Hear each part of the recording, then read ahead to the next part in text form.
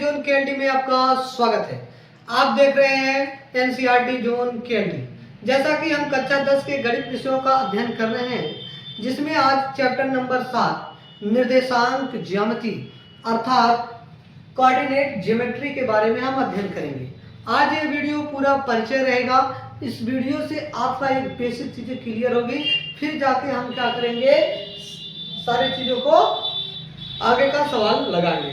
Basic चीजें जानने के लिए हमने क्या बनाया, एक एक्स अक्ष इसे कहा जाता है और इसे क्या कहा जाता है, वाई अक्ष कहा जाता है। ठीक है, ये जो फिगर हमने बनाया, इस फिगर में जो परिध पाई है ऐसी है, उसे एक्स अक्ष कहा जाता है, और जो इस पाई ऐसी है उसे वाई अक्ष कहा जाता है। ठीक है, क्या कहा जाता है, वाई अक्ष कहा जाता है। ठीक है, अब नीचे आओगे तो इसे वाई डैश और इसे कहा जाता है एक्स डैश। ठीक है, अब देखो ये जो एक्स अक्ष और वाई अक्ष जहां पर एक दूसरे को क्रॉस कर रही है, कट कर रही है, यानी कि प्रतिच्छेदित कर रही है, उसे कहा जाता है मूल बिंदु।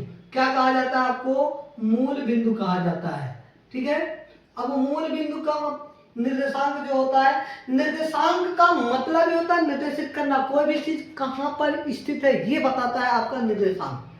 जैसे जहाज उड़ रही है, कहां पे उड़ रही है ये बताएगा। हम खड़े हैं, कहां पे खड़े हैं, किस स्थिति में, एक्स अक्ष में कितनी स्थिति पर हमारी है, वाई अक्ष पर कितनी स्थिति है। ठीक है, ये डायमेंशन होता है, एक बीमा होता है, ये किस बीमा में हम खड़े हैं। ठीक है, वो बताता है आपका निर्देशांक ज्यामिति। ठीक है, मूल बिंदु जो होता है वो कहाँ होता है, 0,0।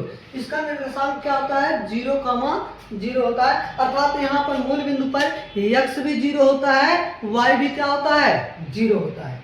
अब मूल बिंदु से जब हम दाहिने तरफ जाएंगे तो हमारा आएगा, दाएं तरफ जब जाएंगे तो धनात्मक चीजें आती हैं, जैसे 1, 2, 3, ये सब धनात्मक आएगा, प्लस अनंत तक। जब मूल बिंदु से बाईं तरफ जाएंगे,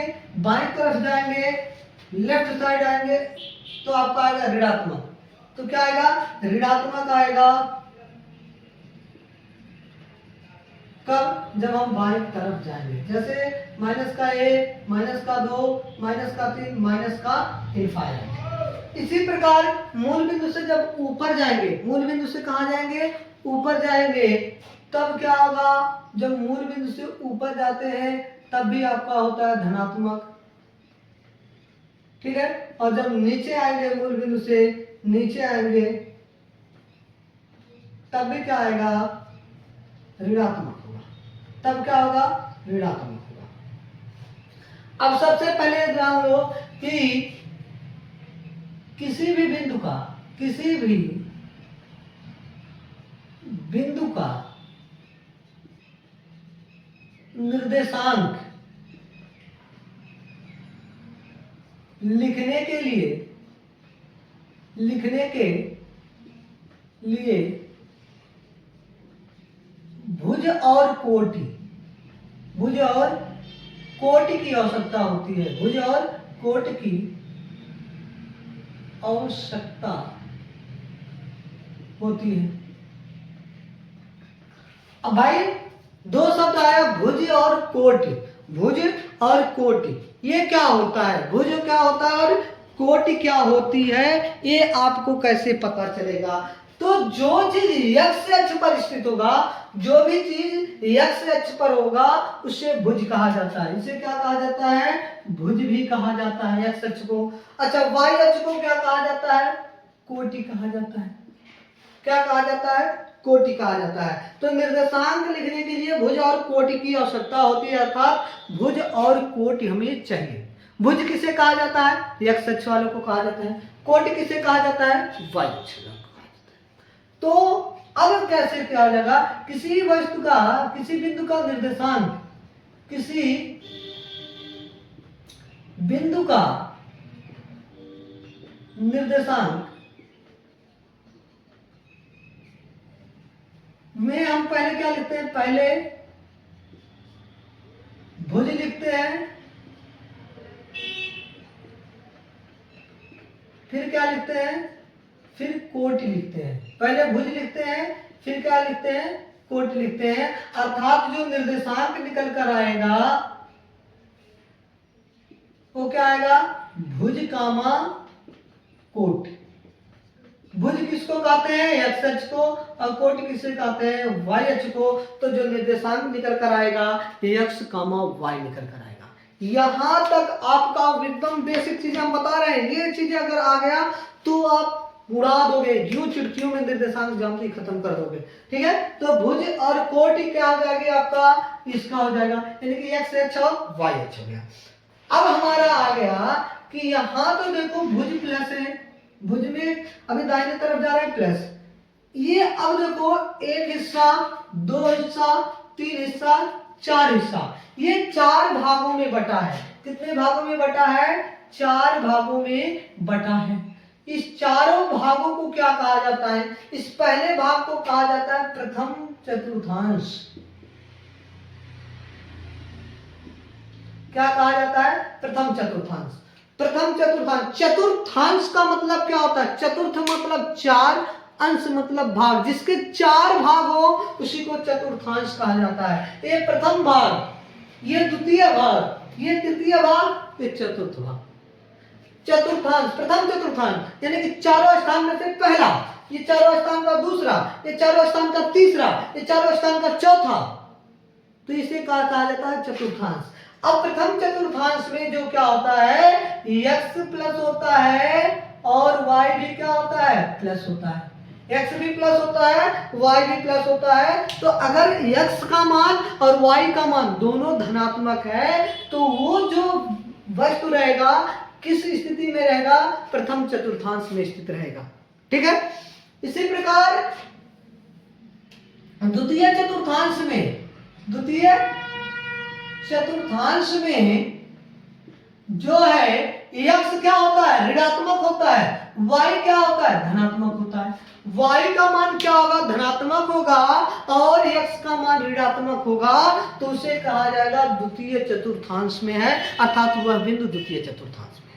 प्रश्न कैसे बनेगा अभी सब क्लियर करेंगे, बस परिचय समझ लो। इस वीडियो में आपको पूरा डीपली परिचय बताया जाएगा, फिर आप जाके अगले वीडियो में पढ़ोगे कि इसका सूत्र कहां से आया, सवाल क्या लगाए जाएंगे। ठीक है, अब आते हैं तृतीय चतुर्थांश। तृतीय चतुर्थांश, तृतीय चतुर्थांश में अगर हम देखें तो x का मान क्या है, ऋणात्मक है, और y भी नीचे है, y भी क्या है, नीचे है, तो y का मान भी क्या होगा, ऋणात्मक। ठीक है, x ऋणात्मक, y ऋणात्मक, तो तृतीय चतुर्थांश। चतुर्थ चतुर्थांश की बात करें, यहां देखो x दाहिने तरफ है, x किधर है, दाहिने तरफ, तो धनात्मक, y का धर है, नीचे है, तो ऋणात्मक।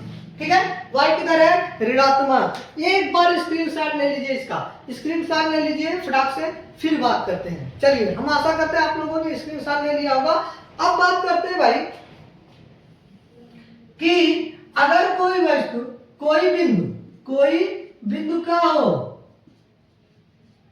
जब x अक्ष पर देख लें एक बार आपको, हाँ, x अक्ष पर स्थित हो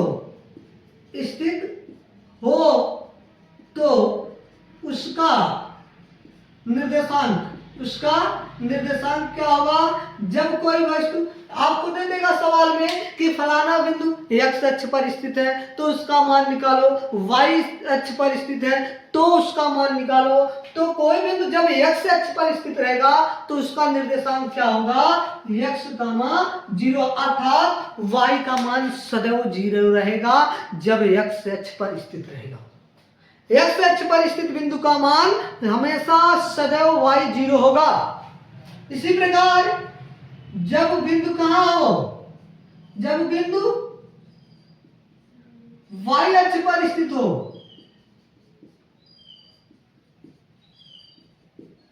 तो उसका जो निर्देशांक निकलेगा वो क्या निकल कर आएगा, 0, y, अर्थात y अक्ष के निर्देशांक में आपका x का वैल्यू 0।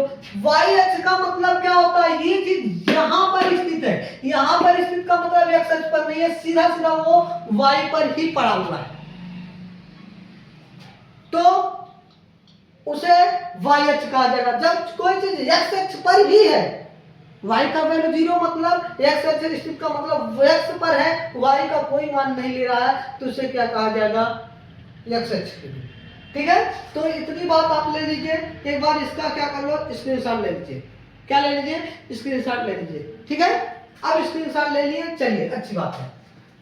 अब बात करते हैं आप कि भाई ये चीजें जो है हम कैसे काम करेंगे, सवालों को कैसे लगाएंगे, प्रश्न कैसे पूछेगा। जैसे आपसे प्रश्न पूछ लिया क्वेश्चन कि बेटा बिंदु 2, -4 किस चतुर्थांश में है, किस चतुर्थांश में स्थित है। ठीक है, किस चतुर्थांश में स्थित है। ऑप्शन ए प्रथम चतुर्थांश,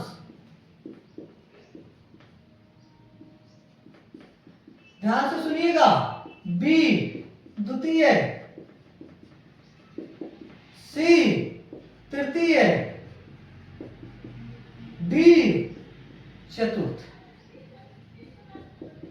तो हमने क्या बताया था, यहां जो बिंदु दिया है ना, बिंदु क्या दिया है, 2, -4, यानी कि भुज जो है, 2 को क्या कहेंगे, भुज कहेंगे, और भुज को कौन सा कहते हैं, x कहते हैं।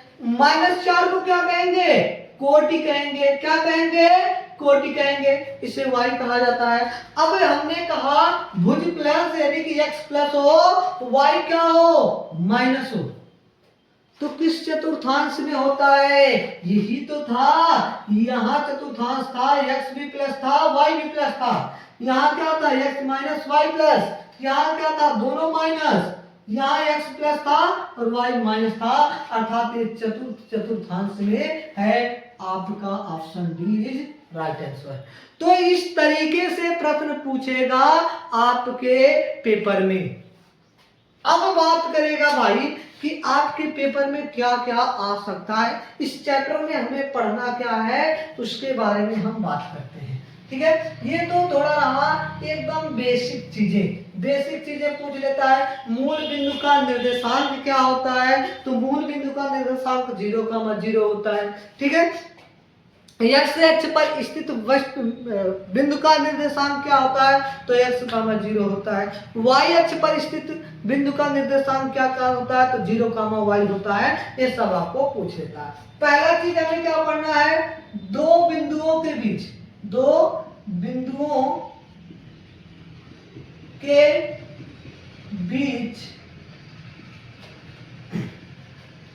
दूरी ज्ञात करना। ठीक है, उसके बाद आपको पढ़ना है विभाजन का फार्मूला, विभाजन का सूत्र। उसके बाद हमें पढ़ना है त्रिभुज का क्षेत्रफल एवं संरेख। उसके बाद आपको चौथा पढ़ना है,